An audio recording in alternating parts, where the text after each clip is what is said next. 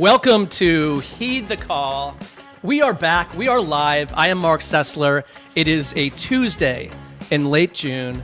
Our friend and partner, Dan Hansis, is away on a much-deserved family getaway. He'll be back next week.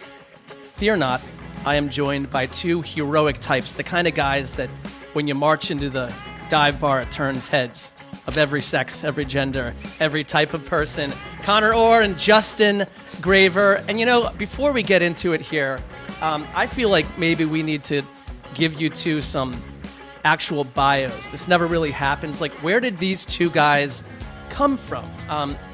Justin Graver is in the producer chair, having graduated from the University of Texas at Austin with a degree in film production, where Justin interned for acclaimed directors Terrence Malick and Richard Linklater. Justin then moves to Los Angeles, where he edits and produces the feature film Evergreen, winner of 11 awards at 10 film festivals, Conor, while producing podcasts for NFL media until grabbing a ride on the Heed the Call short bus. Today, he is known as White Gravy.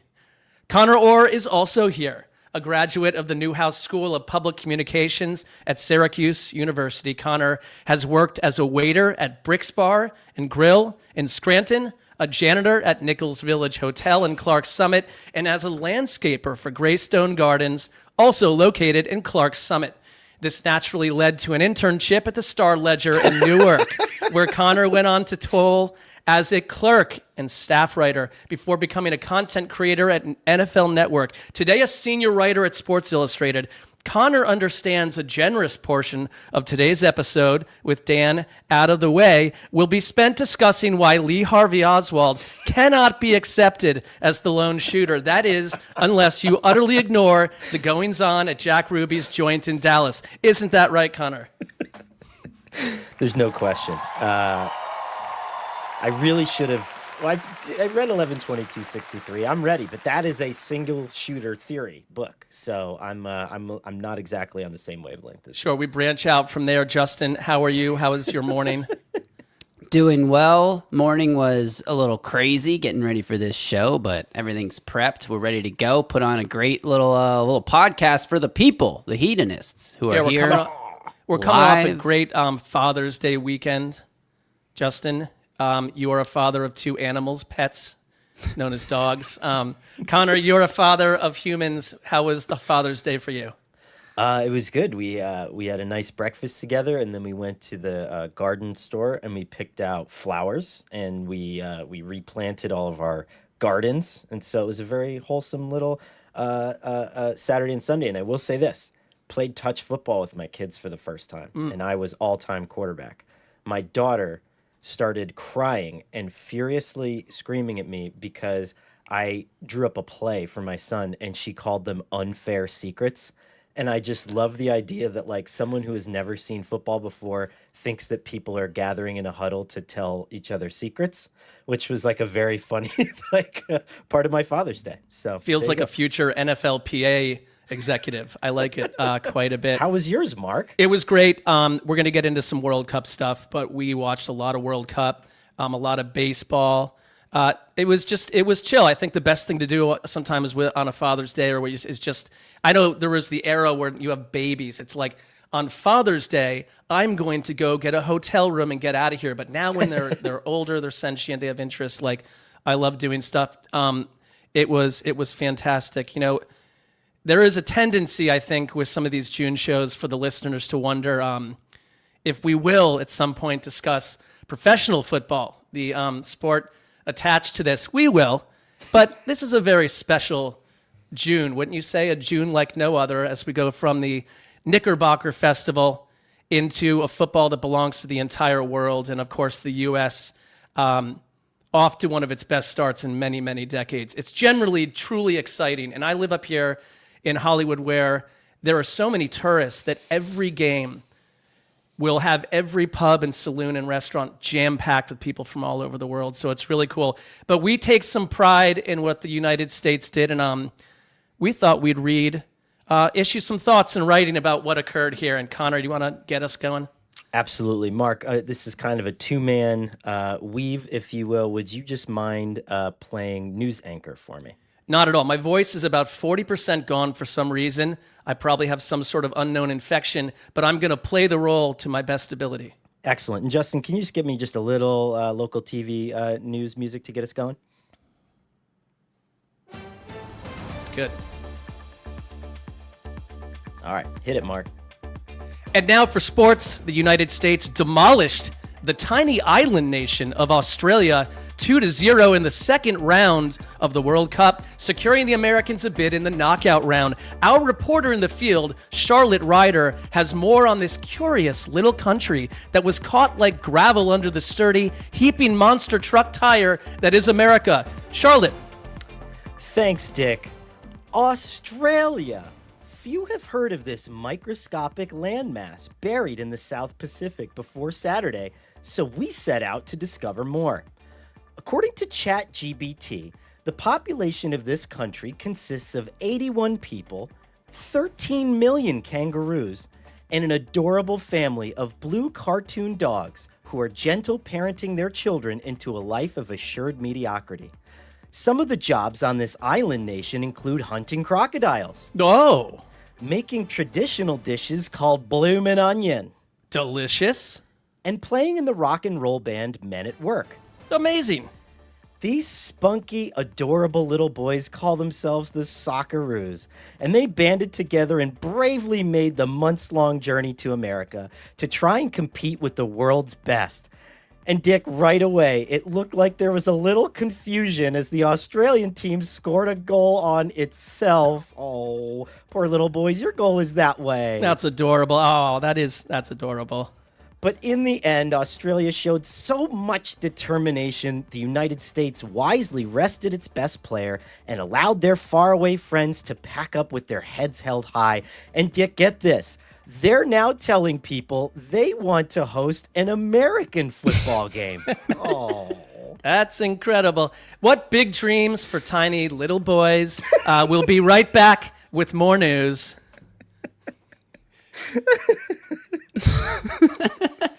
Connor, when you sent that to me, I was like, I know what Connor's up to in the morning. He's creating magic. That was beautiful. It must have brought you. How did you feel? Because you came into this with some hot feelings, some hot anti-Australian feelings, I feel like. So it was funny because I really went into this one feeling the heat. You know, I was all in on Australia not having a football game. And I went down to our little beach bar and clubhouse with my baby, my 15-month-old. She had like a red, white, and blue jumpsuit on, and we went bananas, man. Like we were, after the first 2 goals, we're like running around the place. I'm lifting her up. We're screaming, throwing Cheetos everywhere. So it was a blast. And there was a lot riding on that, right? You know, if the U.S. blows that, I'm really showing my ass here on Monday. So. Well, we're probably not doing this segment had they lost. we do what Americans do and say, it doesn't matter. We'll be back next time. Justin, we're going to get to you because I think you've cooked up something special. That's my feeling here. But I'm going to read my reactions to what I witnessed with my son Colton, who is an insane. He's the kind of fan that reminds me when I found the Browns, where the entire family is held hostage to some degree as he prances around the room because he's understandably nervous about the result, about the game itself. We bought him a pizza. He won't eat a piece of pizza. It's like, I like that kind of sports fan when they're a kid. So he was very happy too. Here are my thoughts. Justin, kick it with the song. What's more American than hammering an opponent? What's more American than unleashing a clenched right fist into the face of a naysayer? What's more American than inviting this half-baked Trojan horse into your own building only to set the false mare on fire and watch 25 Socceroos scatter like doomed ants upon Seattle soil? Marshawn Lynch ripping tokes from a rhodium bong high up above like a god of the air. Then Lynch whips out a telephoto lens and he's taking pictures of the action. He's a photographer too. Nothing feels real anymore, and we like it that way. Yes, the streets are flooded with evil in this country. The Capitol pool has turned green and algae-ridden. Karens are crossing their lawns, angrily marching to inquire of someone parked in an out-of-state vehicle near the precious property. Karens eat high-density grade B chicken and complain about the changing racial makeup of the cul-de-sac. Things are far from pristine, including my grammar, but leave it to us to sock 'em out. Unlike some of my colleagues, I hold no overt disdain for the Outback. I spent months in a youth hostel in Sydney's King's Cross in the middle 90s. I roomed with 2 bunk beds, 4 roommates, and they were as listed. An extremely angry soldier on leave from German... Here, we're going to clean this up in post, but here on live, my roommates were as listed: an extremely angry soldier on leave from the German army, not that army, and 2 hyper-clunky female backpackers who were rarely sober. None of us liked each other, but one night we ventured out as a foursome, as 20-somethings do when you meet in another country. The streets resembled Los Angeles at night, Sydney's sea lights splashing the faces in caravans. Best I can remember, we walked into this insane 4-story strip club. The human activity is growing more visually psychotic with each new floor. We didn't stay long. None of us liked each other, not even remotely. America 2, Australia 0. Maybe you can fly back home with an annoyed Kyle Shanahan in September, or you can hitchhike by boat, hopping pirate ship after pirate ship. The little Socceroos on their seaside adventure hit the bricks. Yeah. Maybe I do have some disdain.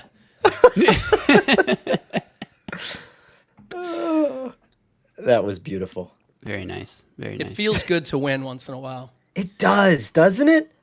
That one felt nourishing. I will say too, after the second goal, I'm still at the point where I don't understand some of the rules. I have a vague concept of offsides. When we scored the second goal, I didn't see another defender anywhere near us. And I was just screaming at the top of my lungs, "It's not offsides!" Like I knew anything that was going on. And then when they overturned it by VAR, like I look like some sort of soccer genius because I'm in this bar with everybody who's kind of at the same level of knowledge as me. And it was just amazing. Just guerrilla-style chest thumping for 2 straight hours. What a time. Justin, where did you watch it? my write-up is sort of a narrative story, very different in tone from your guys, but also equally weird. So maybe I should just do that, and then that'll explain everything. Yeah.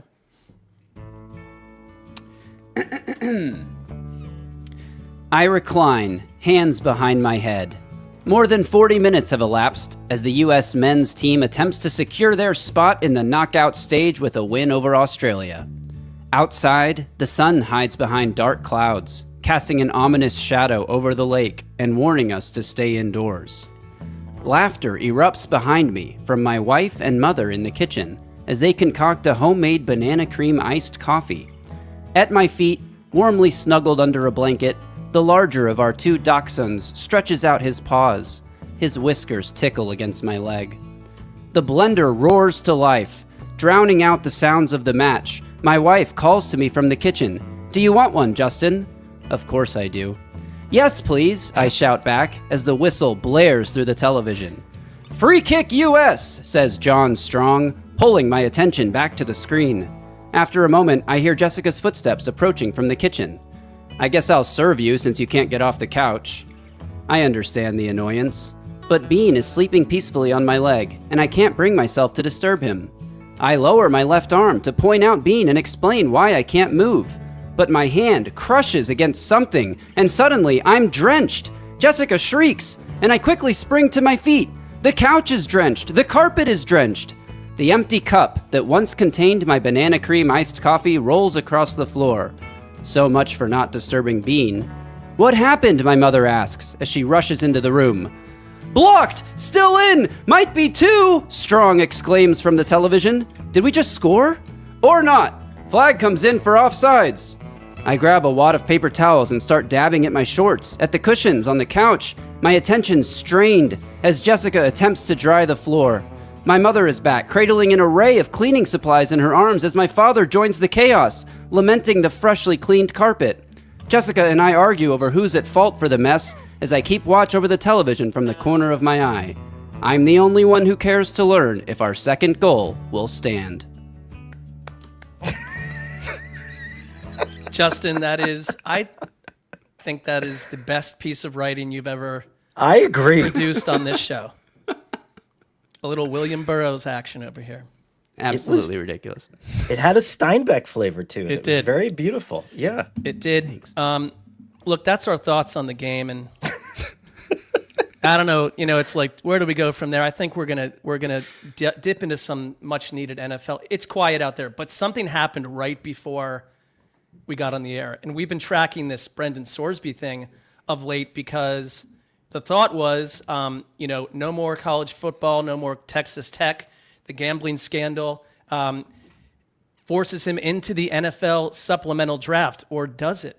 It sounds like, or it is the case now, that the NFL has turned around and informed teams that it will not be holding a supplemental draft, meaning Brendan Sorsby will not be eligible to enter the NFL this season, meaning when we talked about teams like the Jets, the Browns, teams like maybe the Eagles trying out this situation, the Steelers, fill in the blank, Brendan Sorsby will not be in the mix this year as it stands out of this taping, but he has got someone in his corner. Jeffery Simmons, his attorney, told ESPN right before we went live that the NFL's decision to not hold a supplemental draft, of this, he said, it is a violation of the CBA and the law. We will pursue this immediately with the NFL PA. Conor, good that your daughter is not part of the NFL PA yet. But what do you make of this in the early minutes of this news report?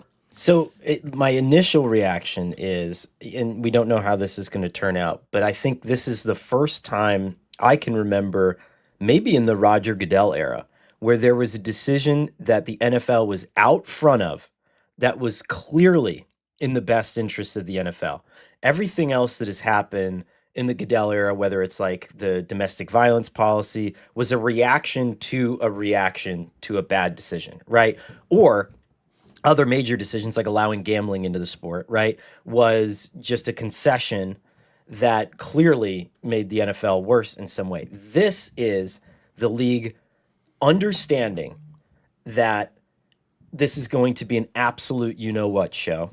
It's going to be teams scheming to try to get up high enough to draft a guy who bet almost $100,000 on sports and games that he played, the horrendous optics of that, and recognizing that this is going to be a story throughout training camp and probably dominating the part of the season that they want to own for just football, purely football purposes.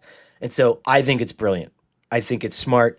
I think getting him out of here for a little bit longer, and it's probably better for him too, honestly, right. Allowing him to heal, allowing him to recover, giving him space. And if he's that good, he's going to come back and he'll be drafted anyway. A year better, a year more experienced. He wanted that 35 to 45 start threshold anyway. That's why he went back to school. And so maybe this gives him a little bit more time to just, get himself right. And I think part of like what was going on at Texas Tech in college football to me feels semi-LSD dipped at every hour.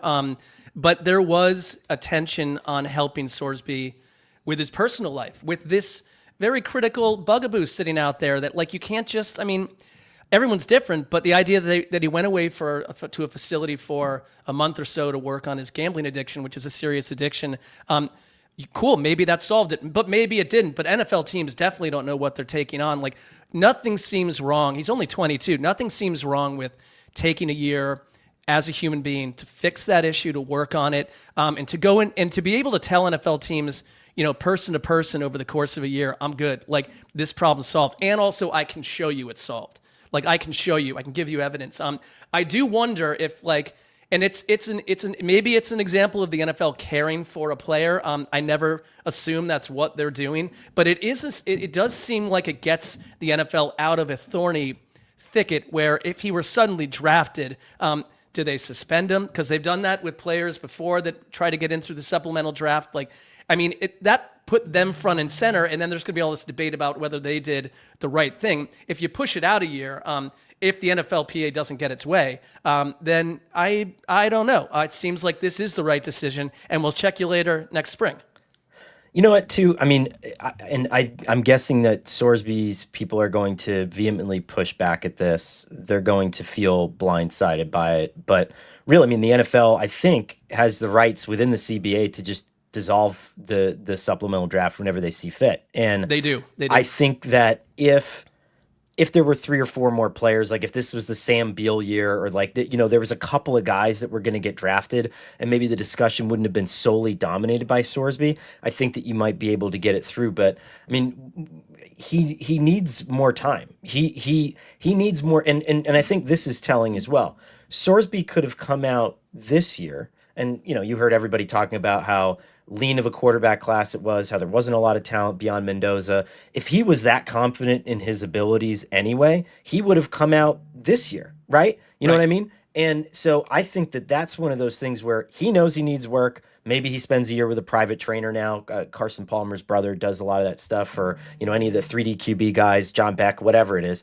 Maybe he spends a year doing that and then arrives in a better place. But it's just like, even he knows he needs more work. So I don't think this is like the worst thing that's going to happen to him. No, and we have a great question from the chat, and chat, keep firing away with the questions. We're gonna address them and hang out with you in a little bit. The Mike Aguirre sent something in. Justin, you want to handle this? Yeah, Mike wants to know, why can't Sorsby just become an undrafted free agent and go sign with whoever he wants? Well, the NFL prohibits this from happening because if you think about it, I mean, anybody could just decide to skip the draft and then go sign with, the Seahawks or whoever they think the best team is, or wherever they think they have the best chance to start. Like, this would create a massive issue. So you have to go through a draft cycle. And if every team decides not to pick you, then you become a UDFA. But you can't just be a UDFA without going through that process. Yeah, and I never really took seriously the idea that a team like the Jets would go after him. You never know.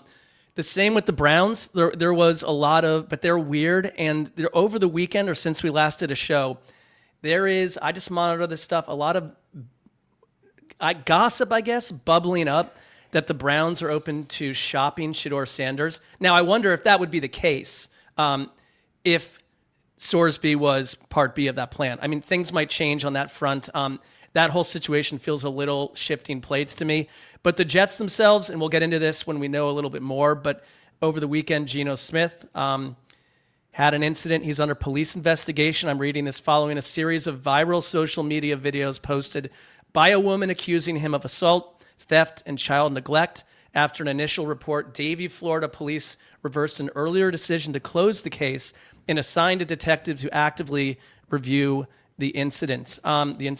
So we'll see what happens there with the Jets specifically. That's a separate issue, but all of it quarterback-wise tied into the possibility, the potential that Sorsby could entice the front office to change their plans late in the summer here, which would be another reason that you can't just throw him into burning, scalding hot water as a newbie at training camp. That feels really weird.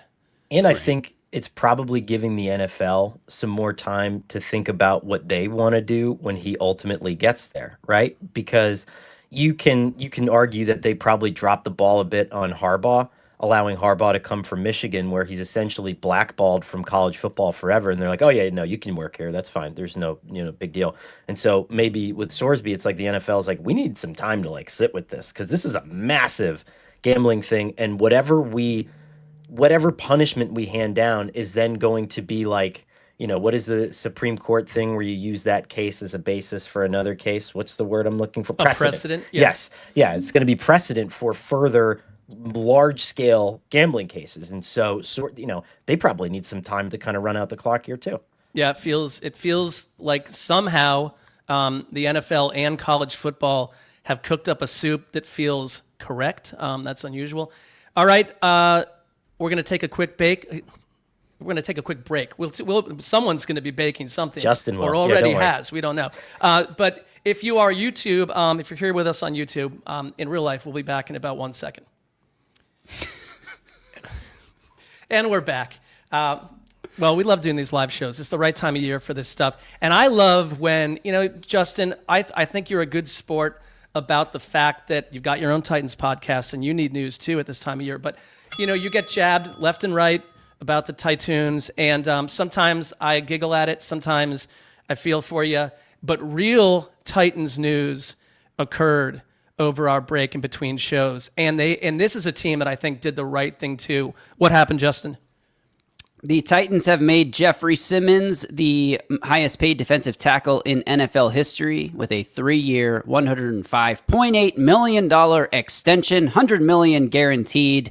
Jeffery Simmons, first team All-Pro defensive tackle last year. I think Albert Breer, your buddy Connor, wrote in yesterday's piece. I'm vaguely friends with him too. Yes, sure. That he was one of the few unanimous All-Pro. Like he talked around to a bunch of people, asking them their votes, and Simmons was one of the few guys that came back as the unanimous first team All-Pro selection at defensive tackle. First double-digit sack season last year. This deal tacks on 3 years to the 2 that were remaining on his contract. And I was wondering why 105.8 million, like such a weird specific number. Well, if you take the value of the contract he's owed over the next 2 years and then add on these 3 new years and divide that by 5, it is exactly as much as Chris Jones is making per year, the current highest paid defensive tackle. Once this extension kicks in 2 years, Simmons will be the highest paid at about $35.26 million per year. It's tangible proof that the Tennessee organization can capably handle a math problem too, which lifts all boats. I will say one thing: he had some comments, and the coaching change when you're on defense, and you think about these teams that change coaches a lot. It's like suddenly, do you fit the scheme? Do you not? Like Simmons fits anyone's scheme. Like he's just been hyper consistent. You can use him in a lot of different ways. But he did say he had a quote that this is my first year playing in an attack defense where he is going to play a little bit of a different role. Like, what's your feel, Justin, as the Titans expert on hand on how he's going to be used in this scheme? Yeah, Robert Saleh's defense does not ask defensive linemen to anchor against the run and hold their ground and try to stack and shed. It asks defensive linemen to attack upfield and try to get penetration in the backfield, which should allow either Simmons or his teammates to create more havoc in the backfield. The flip side is you may give up a few more explosive plays when you get out of a gap, but you create more negative plays as well. I am obviously biased, and I believe that Jeffery Simmons is the best defensive tackle in football. I mentioned this last week, I cannot believe he is 100-1 to win Defensive Player of the Year in the sports books right now. Not that I would advise anyone to go gamble away their money, but I mean, I don't know that he wins the award, but that's an implied odds of a 1% chance. And there are guys wouldn't it be different if he were in San Francisco? Probably would. I feel part of it is he's been hidden down there as an awesome player.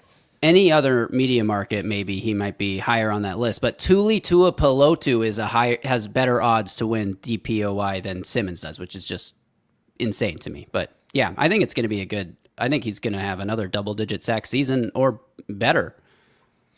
I think this is one of those things. It's a win-win, and it's why organizations covet rookie quarterback contracts, right? Because when you're Robert Saleh, what you want to do immediately when you get there is you want to award someone who embodies the style of play that you would like everybody else to embody. Then that player feels rewarded, and that player is more willing to kind of spread the wealth and share that. And so having Cam Ward on a cost-controlled deal allows you to come in and pay Jeffery Simmons commensurate with the best defensive tackles in football, and then you hope that has a trickle-down effect. And for people who joke about that kind of stuff, it is incredibly real.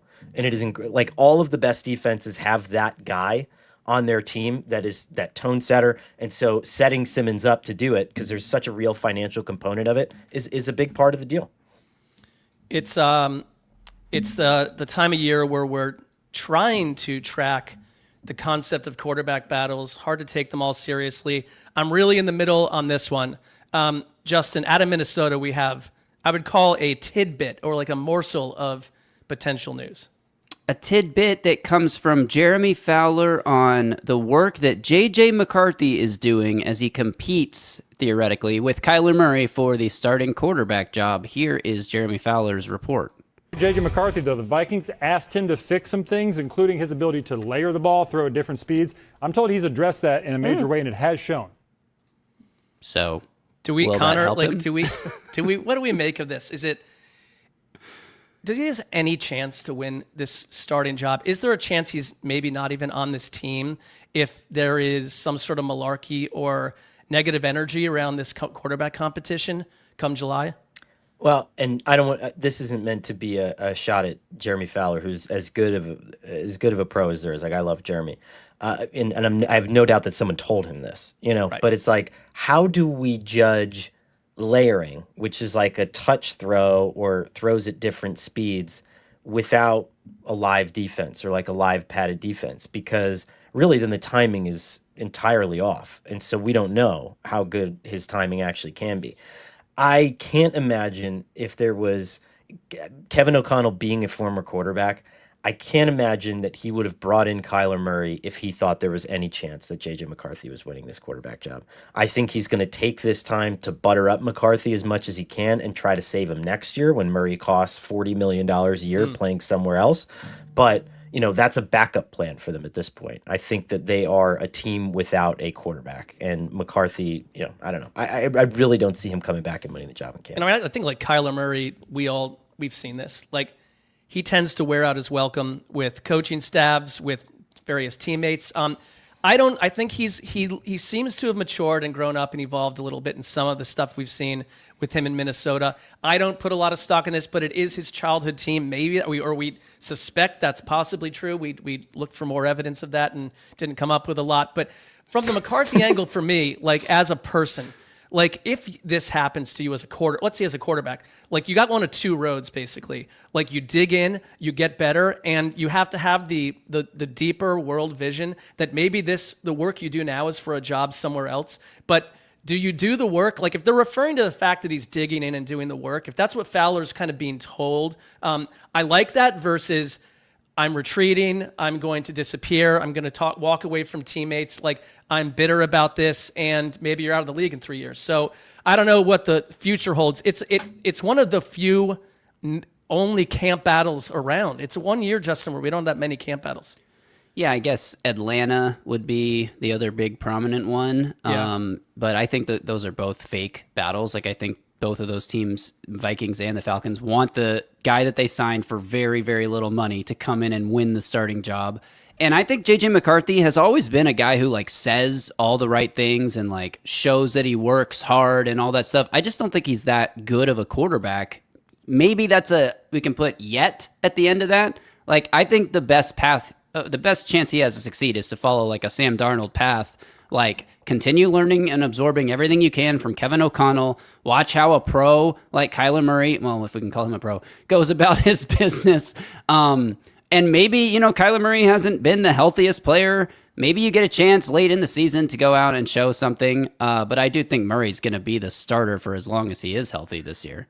I was going to say this, and in my head, it kept coming out in like a Tucker Carlson voice, and I didn't mean it to, but it's just like, when Anthony Richardson was going through this, everyone was like, he needs to play, he needs to play, he needs to play. JJ McCarthy was one of the better quarterbacks in the NFL on scripted drives. So the ones that Kevin O'Connell designed for him at the beginning of games and at the start of the half, he was lights out on those drives. I think they scored on a majority of those drives. Everything else fell apart when it wasn't part of the plan. So he needs to play, he needs to play, he needs to play. But, where was the chorus of those people saying that about JJ McCarthy? I don't know. But at the same time, Kevin O'Connell's not one of them either. So I think this is, it's just something that I just found interesting. That's all. It's almost as if we in the media and fans alike can be slightly hypocritical in our stances from case to case. Speaking of a report that bubbled up over the weekend that sounded like a reporter, and Mary Kay Cabot, who I really like too, longtime Cleveland Browns reporter. But it feels sometimes like you're being told something, maybe from the team, to put a shading. I don't mean negative, but shading on a story. Justin, can we dig into what this little Myles Garrett issue was over the weekend? You want to read that? Yeah. I don't really understand why this stuff comes out after you trade a player. Reminds me of when the Mavs tried to like tear down Luka Doncic after sending him to the Lakers. But Mary Kay Cabot of Cleveland.com said, Myles Garrett was highly respected within the Browns organization, but did not necessarily have the type of close, warm relationships with teammates that generate strong personal bonding in the locker room. And then there's a really long quote about that. Do you want me to read it? No, I think we get it. I think so if you follow these social media limbs, the team's social media limbs in minicamp, scenarios before the season starts, there has been a lot of look at Jared Verse dancing with his teammates. Look at Jared Verse slapping everyone's back, and they love him, and he's already like right in the mix. I think Jared Verse is like personality-wise one of these guys that like is super into his teammates, and he was that with the Rams. I mean, he told a story about teammates coming over to visit with him in LA before he was traded. Like, he's that guy. I think Myles Garrett, Connor, like, I mean, had never, outside of the speeding things, like, and outside of hitting someone with a helmet. Okay, I'm not going to keep going, but like, he never did anything like to suggest he wasn't a good teammate. He played through a lot of injury, and we never even knew about it. He was a dominant player that was a centerpiece of the defense. But I thought personality-wise, he wasn't really like the number. It's not like it was Ray Lewis in that Ravens locker room we talked about last time in the Super Bowl, where it's like you can see that the energy, he is the solar star of that team, and the energy and the verbiage and the fire comes straight from him. I never really felt that about Myles, the person, but do we need this report? I don't know if we need it. Two things. I think it's hilarious that the Browns have continued just burying their players on the way out anonymously. Do you remember the Chris Mortensen, God rest his soul, Baker Mayfield report that was clearly leaked by someone inside the building that said he was too immature to be the quarterback, and then they traded for someone with 24 sexual assault allegations, which was, hilarious. So now we're trading Myles Garrett and saying that he's not really that great of a guy, and he's not like showing all this love. And I think the quote at the bottom was like big brotherly love. Let me tell you something about how he didn't inspire that warm, fuzzy, big, booming kind of love that some people have for their teammates. Let me explain how an NFL locker room works, okay? The best players work really hard, and they get paid a lot of money, and they do so to inspire the worst players to play more like the best players. Myles Garrett set the NFL sack record with not a single lead last season, with one of the worst offenses that I can remember, and he's not valuable to your team in any way, shape, or form. Get the you-know-what out of here. Right. I mean, my God. Are you kidding me? Right. I don't know what they're trying to accomplish with that. Cool. This team's going to love each other to 5-12. Can't wait. I do think, though, if you are the Browns, probably one thing that never sat right, or with Browns fans, was not this offseason where Garrett was hushed until the trade occurred, but last offseason when he's going around Radio Row, I think, kind of kicking the Browns while they're down, saying he wants to be traded and making that a thing. Like, whenever anyone does that, we've got problems. And I can think of someone else who is sort of doing that or overtly doing that right now, Justin. It is Brandon Aiyuk, who, I don't know what's going on these Saturdays and Sundays when we're not doing these shows, but like, the weirdest stuff bubbles up. Ayuk's been a weird guy for a while.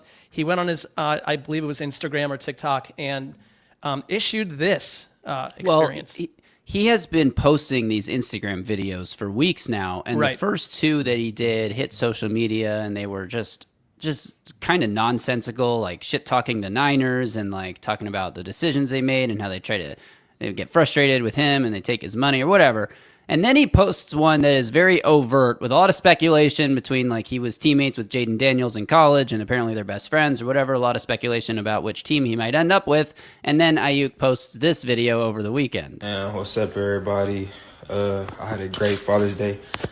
And before I lay down and go to bed tonight, I just wanted to say, go Commanders! Go Commanders, man. Go Commanders! Raise hell, man. Take command. You talking about? Okay, so that happened, and we can discuss that in a second. But as a brother video to this, George Kittle spoke about his teammate, Brandon Aiyuk. Yeah, on the Pardon My Take podcast, where PFT commenter is a big Commanders fan, which is what spurred the question. Sure. How excited should I be to probably have him on the Commanders? The last time I saw Aiyuk was, call it week 6, 7, or 8. I don't really know. But I used to make it a habit of mine to go out early in the morning before meetings to watch him train because he'd always be out there early. And I watched him run over 22 miles an hour and stop on a dime. So he's still got it. Mm-hmm. Or at least, that was 8 months ago. So I don't really know. But yeah, you guys have fun with that, I guess. Wondering if I should grow the beard. No. out like Kittle. I've never found that to be the direction for me. Now, see, here's the thing. Like, if you had a Browns player coming out of the woodwork and saying that about Garrett, I take that more seriously. When Kittle is saying this about Aiyuk, and it's cryptic enough where we don't know exactly something that he's pointing to, but I mean, Aiyuk obviously is never playing for the Niners again, but do you think that the Commanders, despite his college age friendship with Jaden Daniels, like, really want to do this? I mean, they have some need at wide receiver, but do you do this? Do you take this on? I don't see it. I love when players start doing these Instagram things, because Aiyuk is not the first person to do it. So if you go back like 3 weeks ago, starts like posting these like busting the conspiracy myth Instagram posts, and he's like, wow, everybody's going to finally get it. And then everyone listens to it and they're like, what on earth is this guy talking about? Like, no one understands. It's just like, is he okay mentally? And, you know, think about it if you're the GM, Adam Peters, of the Commanders right now. It's like, okay, maybe I'm vaguely interested in signing you. And then you post this very bizarre Father's Day video that is, you know, showing me that you're not not of the commanders least in Washington, D.C. and the Pentagon. you're showing me that you're not the least bit serious about coming aboard and actually being part of a team, and you're being a distraction. You're doing all the things that we hope you weren't doing if we signed you before we signed you. So I don't know. I don't. There's also like the report that the 49ers are not going to just cut him. Like, they're going to hold on to him for as long as they possibly can. And on the Commander side, I wonder if the relationship with Jaden Daniels does mean more, just because they could go to Jaden and be like, hey, is this guy going to be a good teammate? If we brought him in, can we count on you to help, you know, hold him accountable and keep him, you know, behaving and on the field and productive, versus like sending him to any of the other 30 teams. And it's like, who knows if he'll be kept in check. I mean, I agree. It's a lot to put on a young quarterback coming off a big injury to be like, you need to Tom Brady this Antonio Brown and wait for it to go completely sideways. I mean, you know, these GMs too, they obviously talk. Like, you're not trading with the Niners without getting accurate, deep information from inside the building somewhere, somehow, on why did he handle his rehab in a way that showed nothing the way the Niners would want to do it. Very little like on board, all in kind of situation. Like, what happened with that? Because you're still someone coming off a big injury, and if you're injured again, is it just our thing to take on? Is he worth it as a player? It's been a while since he's put up the numbers. So we'll see. I mean, I guess it's one of these little dramas hanging out there that we can take into the July 4th part of our summer. You know, I don't own a house. Try that in LA. Justin figured that out quickly too. He got out of here. Conor owns a house. I don't think Conor dressed the way that Jameson Williams of the Lions did when he purchased the house. Can we take a look at this, Justin? I have two shots of it. Here's the initial tweet that just announces that he recently purchased a house. It's a group photo with clearly like the real estate limb that he was attached to here, maybe some family members. Someone's holding up some sort of placard. He's in a weird position. But the shorts, you want me to read what the shorts say? Yes. He is wearing, if you ever wore like Umbros back in the day, some sort of gym shorts, like from Slam a Slut Records. It is an actual company. They produce a lot of, I went to their shop. They've got some very interesting merch. We've got merch at heedthecallpodcast.com too. We don't have this merch. We got a lot of other good things, but so Slam a Slut Records. Of course, these are the shorts that you wear in a very quaint group setting after purchasing a house, Conor. Oh man. Do you think at all the mortgage company was like, let's blur it, let's not blur it, or were they just like, you know what, pedal to the metal depends whose here? photo it was. I don't know. Let's look at all these real estate agents, by the way. Let's get a look at all these guys here. Look at how many people did it take to close the deal on this house? I think There's if a you're listing agent, there's a selling agent. What are the other 5 people here doing? I think if you're like a non-famous, like milquetoast white, you don't get the entire office taking the photo with you. But this is attorneys.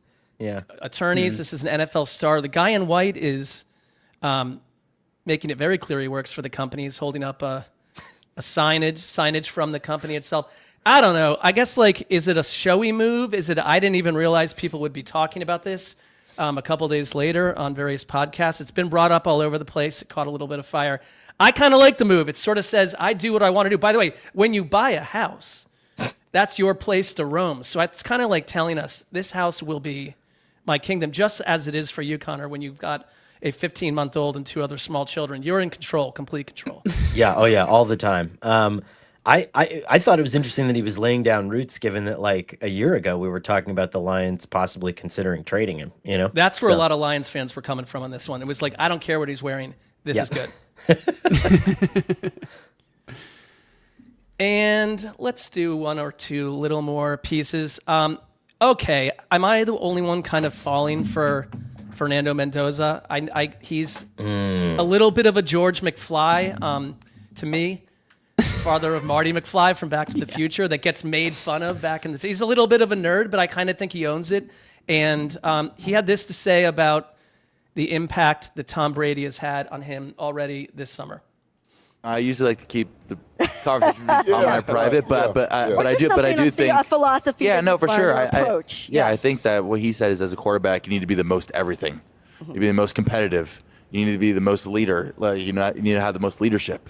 You need to be the toughest, mentally and physically. Yeah. And you got to embody all these things and lead by example before gaining that equity and respect by your teammates in order to lead effectively. And so that really resonated with me and the other quarterbacks. Yeah.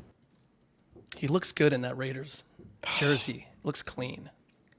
He's even starting to, like, did you ever notice how when certain people are around very famous people, they start to embody their little cadences and the accent starts molding a little bit? He's starting to sound like Tom Brady, which is kind of interesting. I picked that sort up of the too. inflection and the cadence of it. So, Tom's plan of basically raising him like a surrogate robot baby son is going well, it seems like. You remember we had I don't know if these were part and parcel like a prediction piece or something, but you and Dan vehemently disagreed with me. I said that where we'd be, I think it was like where we'd be by season end with something.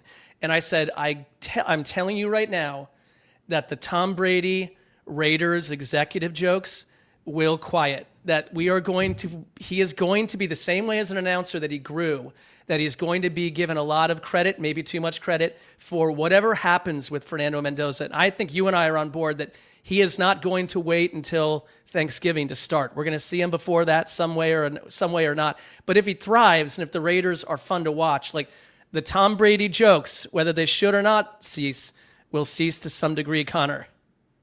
It sucks for John Spytek because, like, let's say that this team actually turns it around and they make it to the playoffs in 2 years. Everyone's gonna be like, God, how amazing is Tom Brady? And Tom Brady literally doesn't live in Las Vegas and goes to the facility. No. Don't worry about that. Don't worry about that. And like the GM that's there every day, everyone's like, yeah, good job, asshole. But like this guy over here, the hot one with the sunglasses, he's the one that turned it all around. Yeah, I mean, I wasn't kidding with my prediction, but I think it's got to be through probably some fugazi perception where like we are led to believe that. We don't really know if it's true. It's the kind of thing that I'm probably getting killed for in the chat. When we do come back, we're going to take a little break here. We're going to answer some of your questions. It's going to be an exciting time. Here we go into a break. That's what they call it. And we're right back here. See how that's done? Like, people think that Conor's gone and cooked like eggs and bacon. Justin's, trimmed some shrubs outside, maybe done a little of working on the green coming out of a pipe inside. We don't know. But it's time for some questions from the listeners. Oh, wait, Mark, before we finish the news, didn't you want to hit that one other story? Which was that? The Bills have opened Highmark Stadium with their ribbon cutting ceremony today. And if you're watching on YouTube, this is my cousin Jonathan. He works for the company that built the stadium, and he was at my wedding. He gave. Was that the guy who gave the best man speech? He gave the best man speech. The one that the other best man speech. Yeah. Yeah. The one that Dan and Mark did a little bit during their little skit. You guys, involved in a little skit. Yeah. So just wanted to shout out my cousin and give him some pop on a very big NFL news event day as Highmark Stadium opens, and the Bills. I don't know exactly how this is this a covered? This is not a covered stadium. What's the deal with like the Bills playoff games in the winter snow? Is that not a thing anymore? Or isn't the roof sloped in a way where like the snow isn't going to come piling in and basically take over the seat? Like I think that there was like a roof sloping thing going on. We don't have to do the thing where very on the nose, where we've got the fans coming in as volunteers early with shovels. It's like no longer cute. It's like unpaid labor. Yeah, it's not. Yeah. It's so Justin, just so people know, the skit at your wedding was he's giving the best man speech, and as we said, he's killing it. You know, everything at your wedding. One thing that I was thinking about that was done very well. There weren't moments you were never left looking at your watch. Like if there were dances, they were chopped a little bit, so it was just enough, but not too much. If it was a long song, the best man speech was of perfect length. He had the right amount of humor. He touched our hearts with some honest to goodness feelings about you. But he also, inside of all this, he mentioned our show. He mentioned Dan and myself, and we came out of the shadows, and I pulled, I think it was a $10 bill out of Dan's suit top and handed it to the best man to make it look like we had paid him off to say that. And now you could say that kind of theatrics is a little also on the nose, but I thought it went off very organically, Conor. Let me say this about that moment and how amazed I was at the two of you. And because I've been with Dan and Mark and Justin before we've done live shows, and I've watched like the way that you guys turn in from my friends to these wonderful performers. And it is this just moment where it's like fluid and it's just like, okay, I'm on. It's go time. The green light's on. Dan like got up and it was almost like a method actor, just like completely changed facial expressions, went over to the bar and like settled himself into this very big role in Justin's wedding. And the two of you, and I was amazed at how you guys can turn that on and turn that off. I was thinking about that in the moment as it was happening. I don't know. You know, my perspective of it was Jonathan came up and started speaking, and I noticed, because where our table was to the right of the bar on my left, I noticed Dan and Mark standing over by the bar, and I was like, oh, did this like speech interrupt them getting a drink and they don't have time to make it back to their seats before the speech starts? Well, that was also true. That was also true, but yes. They're just going to stand and watch the speech from the bar, and then he mentions heed the call and you guys start moving. And I asked, because Jonathan had asked me like a few days before, he was like, hey, are Dan and Mark coming to the wedding? And I was like, yeah, Dan, Mark, Connor, Jason, like it's going to be a fun thing. And he was like, okay, cool, I need to talk to them about something. And in my head, I'm like, what do you mean? What could you possibly need to talk to them about? And he's like, oh, I just wanted to like pitch something about the show or something. And I was like, oh, that's perfectly normal. Sure, yeah, they'll be there. You'll be able to talk to them. Like I had no idea he was planning to do this. Well, I found out, I think after the salads had been dispersed to the tables, and it's like, wait, I'm here and I have to suddenly do a podcast skit. Like, is there any? But like, there's a story. Mark Ruffalo told this story where, from an acting side, where he was asked in an Ang Lee film to ride a horse, and it's him and Tobey Maguire in like an old West, or I guess old Revolutionary Civil War type setting or something. And Mark Ruffalo does not know how to ride a horse, but to get the part, he just said, "Of course I can ride a horse." What are you talking about? So he gets to set. These are through his words. He gets to set, and it's all old school horses, stables, and he walks up to the Hollywood horse wrangler and says, look, like I'm on in 20 minutes or so. Like, can you just teach me like how to ride a horse right now? He's like, no, you can't learn how to ride a horse in 15 minutes. And he walks over, gets on. The scene begins with him kind of horse atop the horse, looking down at Tobey Maguire in this Ang Lee classic. And the horse takes off about 400 yards into like the deep western woods, and he's gone. And it took him like a long time to get back. And, everyone's sort of staring at him like he's a complete psycho. And he says to Ang Lee, like, do you want to try it again? I don't know what happened with, ultimately, he's in the film on a horse, so he learned something. But that is how I felt in my little part of that sketch. Conor, I think you were the star of the night at our table. I don't think we can go any other direction with that. I was the table captain. And I think there's a difference because the captain is supposed to elevate everyone around him. I'm not so sure that I did that. I think I kind of, I was a little bit more of a lightning rod for attention than I probably wanted to be, but I also had a great time doing it. So anytime you give me a headband, I'm gonna throw it around my head. That's how it goes. I think I agree, Conor, by the way. You're being modest, and that's your way. You were the dazzling star of the table. We couldn't take our eyes off of you. Some questions maybe, Justin, before we wrap up. Yep, I've got some here ready to go, starting with our super chats. We got 2 super chats. Big thank you to the hedonists who support the channel.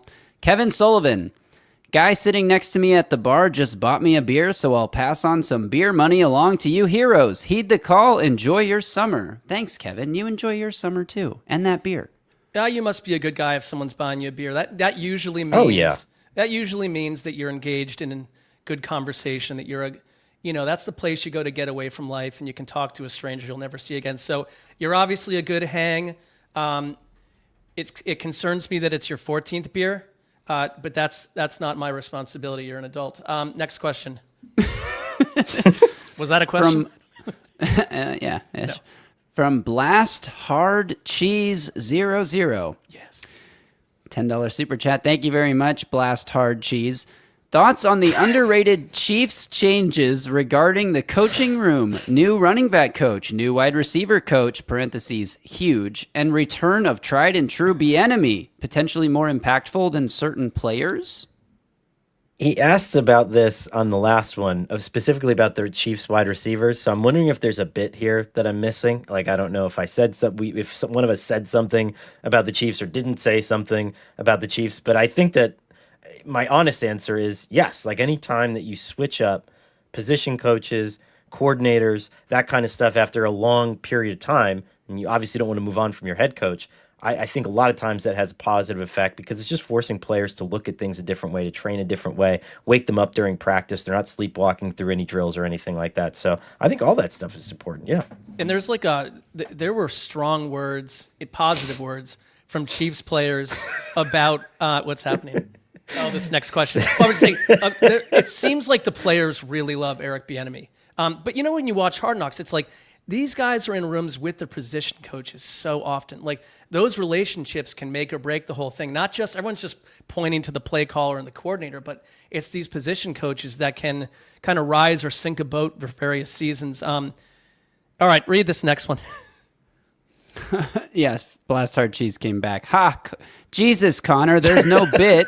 2 separate related questions. And how about a third separate related question from somebody else? Joe's Productions, or Joe's Productions with a Z. Record prediction for the Chiefs. 11-6. Yeah, I think 11-6 is right there. I'm going to say 12-5. I don't know if they're done at wide receiver, by the way. Like, if it just depending on what happens between now and mid-camp, like, they feel like the candidate that wants to shut everyone up and could go get a Stephon Diggs or a someone. I'm just saying that there's a couple guys sitting out there, so we will see. Totally agree.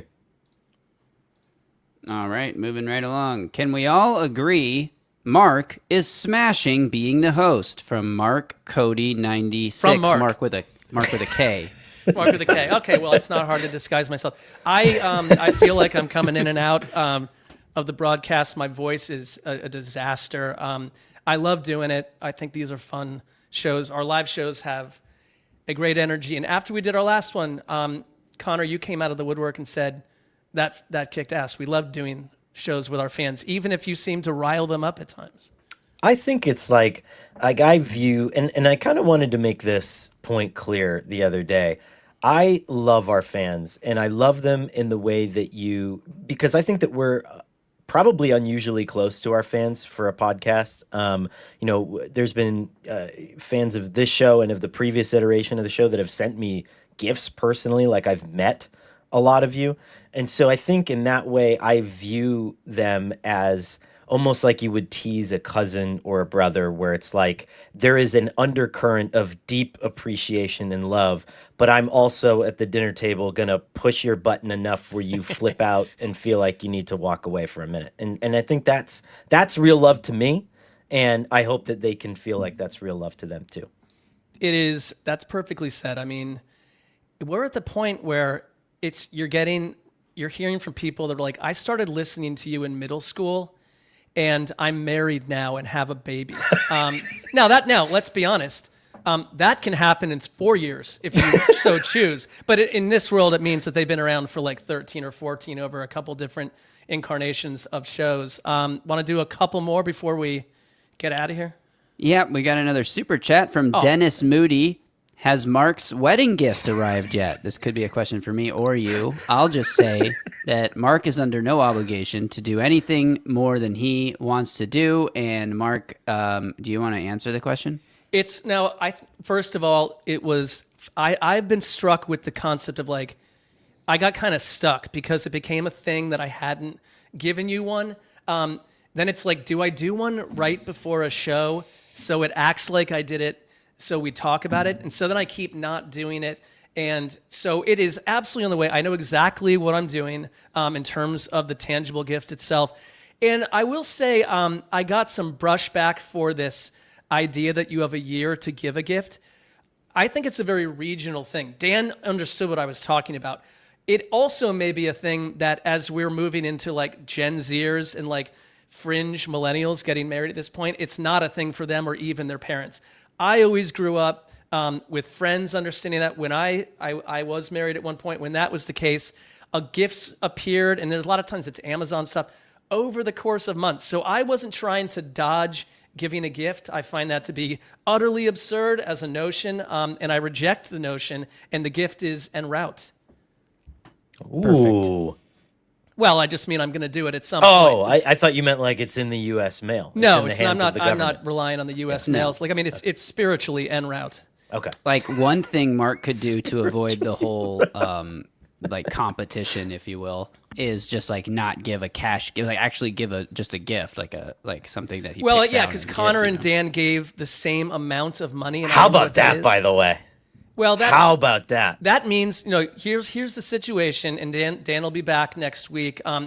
No matter what I do, if I went under what you guys gave, I look forever like a clown with no etiquette. If I give more and without knowing, I look like a tryhard. Or like, and it's like, there's no, unless I nail exactly what you guys gave, then it's like, oh, we get it. We all get it. It's like, Mark is going to get pinged either way. So it's a messy sitch. I don't want to tell you what to do, but I think that the move, if it were me, would be to Price is Right it, to guess, and to go with a 1 over a round number. So, Bang. You know what I mean? And Bang. so and whatever it is, I'm Like not gonna say what it is. $11 versus $10. Correct. And Right. then try 11 for Justin and see if that works. But yes, Okay. I think That's great. We'll see where that goes. All right, let's say 2 more questions, Justin. We got 3 more super chats, 3 more. so we'll Hey. hit these. Bang. The Mike Aguirre again, this time a $5 super chat. Etiquette dictates you have up to a year to send a wedding gift, so he agrees with etiquette you. says that, but in Jersey, that gets you shit talked, man. Just telling you. Well, I'll say you're going to be off the list. You're going to. I had never heard of that before we got on this podcast either. So I always thought you get the gift before the wedding. But what do I know? I've got Before someone, the wedding. someone who's drank 14 at. beers agrees with me. So I don't know what you're Yeah, there you go. discussing right now. Shelby Allen, and there were a lot of comments in the live chat of people about how long they've been listening to the show. But Shelby Allen says, been listening since I was 14 in 2014, now married with 2 children. Mark and Wes are why I write. Grateful for all. Love that.